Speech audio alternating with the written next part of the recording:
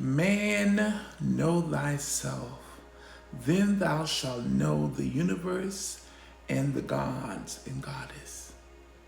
This famous quote is an ancient, famous Kemetic proverb that holds the key to unlocking the mystery of the three major missing keys, which are identity, self knowledge, and self revelation. The job of the initiates, those who are searching for higher truth or higher knowledge, is to first begin to understand who they are in order to access this knowledge. The study of self is the greatest task in the human experience. In order to move forward, we have to look back and recall, remember, and rediscover and see where our records of the past, our ancient past, and what it tells us, for it gives us the direction for the future. The education system generally in the Western society has failed us, especially failed those of us so-called African Americans, black and brown people, or people of color. And how did this happen, you may ask? Well, it happened through a process called brainwashing and indoctrination. We must admit, we have been duped into thinking that our only existence is the so-called the Great Transatlantic Slave Trade era. We've been indoctrinated with miseducation to cause us to forget that we were created as divine beings, created in the image and the likeness of the universe, the creative force, the divine mother, God. Therefore, if we are created in the image and the likeness of something, we are the children of this creative force. And if we are children of this creative energy, then we are a part of that same source, and therefore partakers not only in name, but in nature as well, and in all attributes thereof. But we have become docile by indoctrination. And the product of this indoctrination has bred self-doubt, self-hate, and confusion. This miseducation we speak of has caused the world to be dominated by a school of thought that everything good and right came from the so-called Greco-Roman world and then to the Eurocentric Western world society. Every book and so-called scholars all try to give the credit for every major impact on the world civilization to every ethnic-centric group, but to those who are dark complexion, broad nose, thick lips, and furrowed hair. You know, the ones called black. So man, know thyself is essential. And it's essential because we have to do the work of uncovering, recovering, and dispelling the lies that has been told to us as well as about us. The purpose of this miseducation was to cause a group of people to forget who they are and what contributions they made to this planet and to the rest of the known world. And this knowledge, this miseducation was spread to the rest of the world to keep in perpetuation.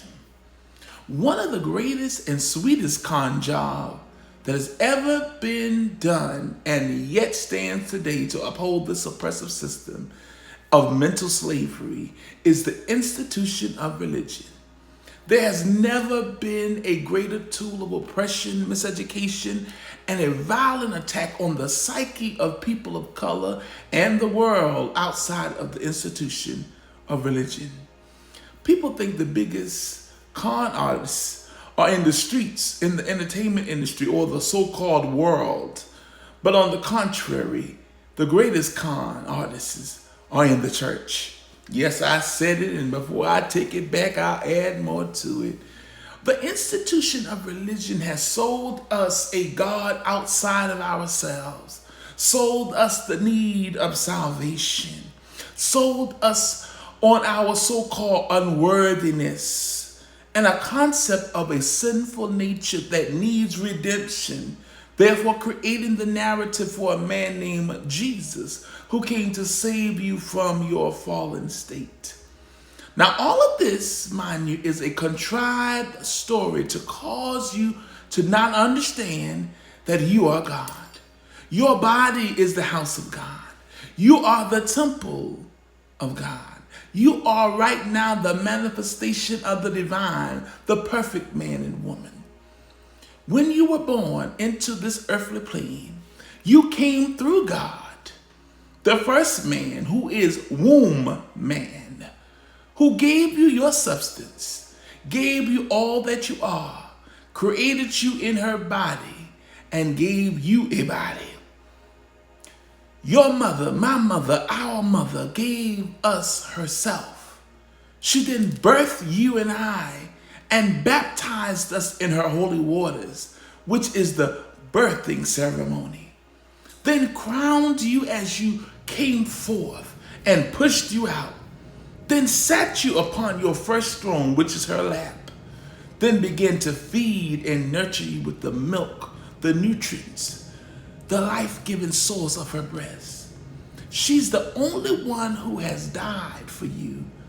Example, childbirth. Your mother is the only one who has taken lashes for you. Example, birthmarks in her body that shows her sacrifice to bring you into existence. And she's the only one who has cultivated you and taught you, nourished you up. But the indoctrination we have received through this education system and the institutions and religions have taught something totally different. They flipped the script. They have taught us to divorce our natural divine order and to accept another falsified Eurocentric version of our own true self. These systems of oppression, they've taught us to believe in a white God, a white Jesus, a white mother of Jesus, and a ghost. Taught us that we need to be baptized in order to receive salvation when you were baptized when you came into the world through your mother's womb and by her holy waters. We've been taught a man, Jesus, walked on water when it is the sun in the sky who walks on water every day. We've been taught about a S-O-N, Son of God, and not the S-U-N, Son of God. This is the difference between religion and spirituality. So you see, the ancient proverb of man know thyself is the beginning of knowledge. Proverbs 9 and 10 says, the fear of the Lord is the beginning of wisdom. What the church and theologians would have us to believe is that the word fear in this verse speaks of awe. But that is incorrect, because remember, when we're dealing with any book of scriptures, especially the Bible, we're dealing with the Codex Inscriptus, the code written in. So fear in this text is an acronym for F, fire, E, earth, A, air, and R, river or water, known as the 5 elements of nature or the 4 elements of matter. So once you've decoded and know what fear means, then we have to decode the word Lord. For it says the fear of the Lord is the beginning of wisdom. So the metaphysical meaning of the word Lord is L-A-W, law. What law? The cosmic universal laws of the universe.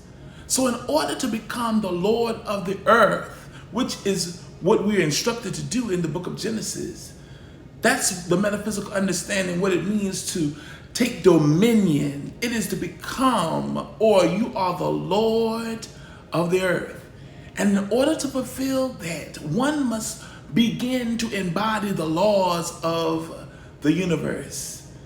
And that is what makes one the Lord of the earth.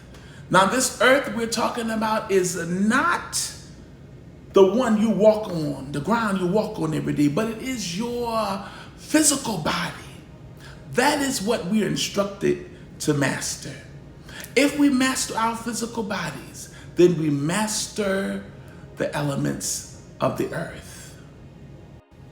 So again, this earth that we are supposed to master is our physical bodies.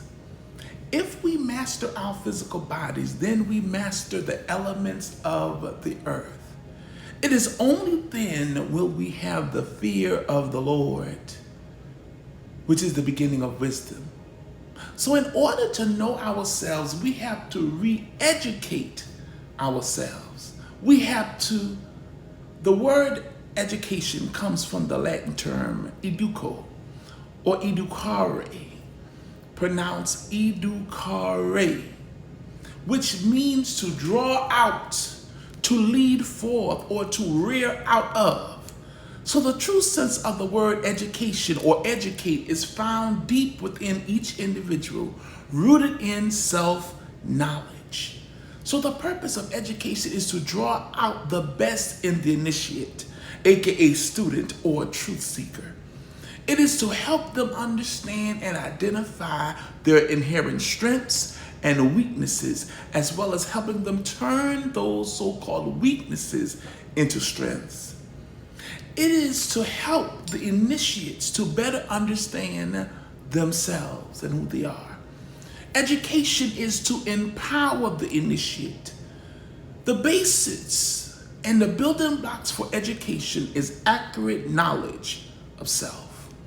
In order to begin the path of enlightenment, the initiate has to begin a thorough analysis of themselves in order to purge their mind, body, and spirit of the toxins of their indoctrination.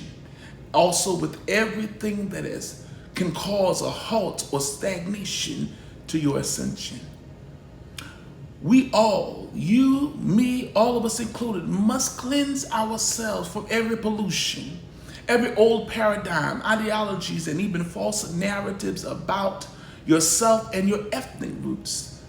This begins the process of one knowing their self and preparing themselves to enter into the sacredness of their own soul and divine purpose. So take a moment to reflect on these questions. Who am I beyond the labels society has given me? What beliefs have I inherited that no longer serves me? And I want you to write your answers down, journal them, or you can share them in the comments. To master yourself, you must align with universal laws. Start by observing how the elements, fire, earth, air, water, manifest in your life. How can you bring them into balance within yourself? I encourage each of you to spend time studying your ancestral heritage. Learn about the spiritual practices, philosophies, and contributions of your ancestors to the world. This is the key to reclaiming your divine identity. Man, know thyself is more than a wisdom proverb. It is a call to action. Reclaim your identity, embrace your divine nature, and walk in the fullness of your power. As always, thank you for joining us for this safe and sacred session. If this resonated with you, share it with someone who needs this ancient, powerful wisdom. And this has been Divine Discussions with your host, Chief Apostle Veronica Yisrael, High Priestess and Spiritual Leader of the Soul Awakening Sanctuary, where our mission here is simple, is to expand the consciousness of the masses, and we do that by teaching universal laws and principles of truth, not tied to any specific religion, doctrine, or dogma.